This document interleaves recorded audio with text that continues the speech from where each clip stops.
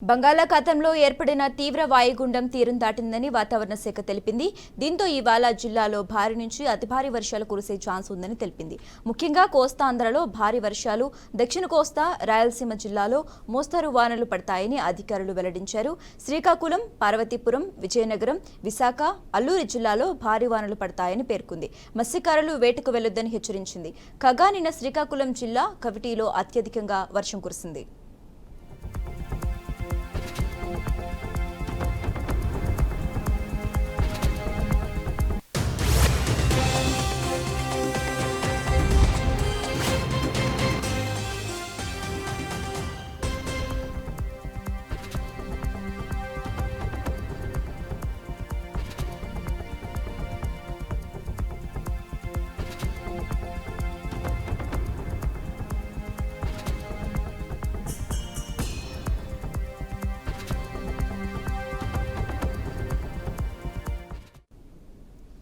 బంగాళాఖాతంలో ఏర్పడిన తీవ్ర వాయుగుండం తీరం దాటిందని వాతావరణ శాఖ తెలిపింది. దీంతో ఇవాళ జిల్లాలో భారీ నుంచి అతి భారీ వర్షాలు కురిసే ఛాన్స్ ఉందని తెలిపింది.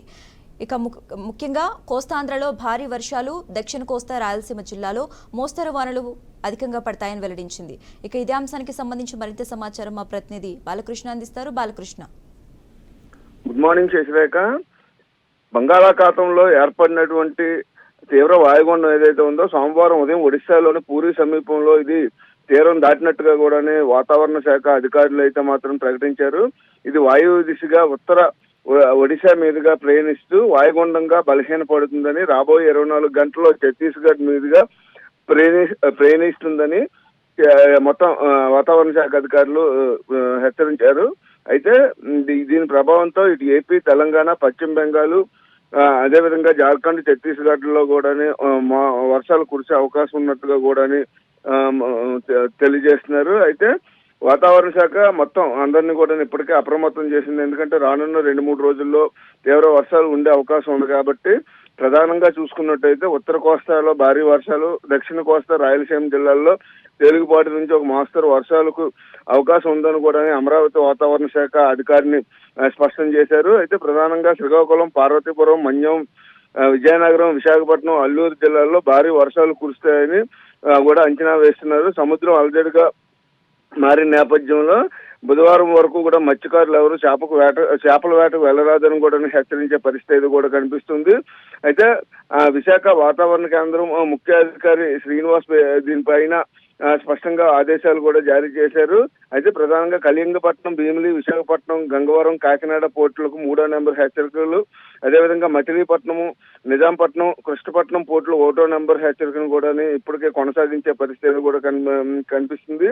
అయితే సోమవారం ప్రధానంగా ఏదైతే నిన్న కురిసినటువంటి వర్షాలలో చూసుకున్నట్టయితే శ్రీకాకుళం జిల్లాలోని కవిటిలో అత్యధికంగా 62.75 మిల్లీమీటర్ల వర్షపాతం నమోదైనట్టుగా కూడా అధికారులు గుర్తించారు. అయితే ఈ రోజు, రేపు దీని అయితే వాయుగుండం మొత్తం తీరం దాటిందో, ఆ తీరం దాటిన తర్వాత అది బలహీనపడి దాని ప్రభావంతో ఇటు మొత్తం ఉత్తరాంధ్రకి, అదేవిధంగా దక్షిణ కోస్తాకు కూడా పూర్తి స్థాయిలో వర్షాలు ఉండే అవకాశం ఉంది. కాబట్టి అధికారులందరూ అప్రమత్తంగా ఉండాలని ఇప్పటికే కూడా వాతావరణ శాఖ అధికారులు హెచ్చరికలు జారీ చేశారు. ఈ నేపథ్యంలోనే కలెక్టర్ మొత్తం అన్ని జిల్లాల కలెక్టర్లు, ఇటు ఉమ్మడి శ్రీకాకుళం, ఉమ్మడి విజయనగరం, విశాఖపట్నం జిల్లాల కలెక్టర్లు అందరూ కూడా అధికారులందరూ మొత్తం ఎప్పటికప్పుడు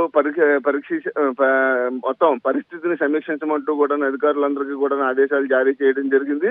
అంతేకాకుండా గత 2-3 రోజులుగా కురిసిన వర్షాలకు ఇప్పటికే లోతట్టు ప్రాంతాలన్నీ జలమయమై ఇంకా ఇళ్లలోనే నీరు ఉండే పరిస్థితి కూడా కనిపిస్తుంది. అల్లూరు జిల్లాలో ఎక్కువ వర్షపాతం నమోదవడంతో అక్కడ కొండ చెరువులు విరిగిపడి అక్కడ జనజీవనం అస్తవ్యస్తంగా మారే పరిస్థితి ఉంది. దీనిపైన ముఖ్యమంత్రి చంద్రబాబు నాయుడు కూడా ఆయా జిల్లాల కలెక్టర్లతో మాట్లాడి సమీక్షని పరీక్షించి ఎక్కడ వెంటనే సహాయక చర్యలు కావాలన్నా సరే వెంటనే కూడా అధికారులను అక్కడ పంపించి సహాయక చర్యలు చేయమంటూ కూడా ఆదేశాలు ఇవ్వడమే కాకుండా అక్కడ జరుగుతున్న పరిస్థితి పైన కూడా మొత్తం కలెక్టర్లను అందరితో వీడియో కాన్ఫరెన్స్ నిర్వహించి మొత్తం అందరినీ కూడా పరిస్థితిని అడిగి తెలుసుకునే పరిస్థితి కూడా ప్రస్తుతం మనం చూస్తున్నాము. అయితే మరో 2 రోజుల పాటు జిల్లాల్లో ఏవైతే ఉత్తర కోస్తా అదేవిధంగా దక్షిణ కోస్తాల్లో మొత్తం భారీ స్థాయిలో వర్షం పడే అవకాశం ఉన్న నేపథ్యంలో ఇప్పటికే మొత్తం అధికారులందరూ అధికారులందరూ కూడా అప్రమత్తం అయ్యారు. లోతట్టు ప్రాంత ప్రజలకు కూడా ఆల్రెడీ హెచ్చరికలు జారీ చేశారు. ఎందుకంటే ముందస్తుగానే హెచ్చరికలు జారీ చేసి తగిన జాగ్రత్తలు తీసుకున్నట్టయితే ఏదైతే భారీ వర్షాలు పడినప్పుడు కూడా వరద ముంపు నుంచి కాస్త తగ్గించుకోవచ్చు, ప్రాణ నష్టం ఆస్తి నష్టం కలగకుండా చూసుకోవచ్చు అనే ఉద్దేశంతో ఇప్పటికే ప్రజలందరినీ కూడా అధికారులు హెచ్చరించే పరిస్థితి కూడా కనిపిస్తుంది. అయితే ఇదైతే తీరం దాటిన వాయుగుండము ప్రభావంతో మరొక 2 రోజుల పాటు తీవ్ర వర్షాలు కురుస్తాయనే వాతావరణ హెచ్చరిక నేపథ్యంలో ఇప్పటికే అధికారులందరూ కూడా అలర్ట్ అయ్యారు. Sasirekha. Right, thanks for updates Balakrishna.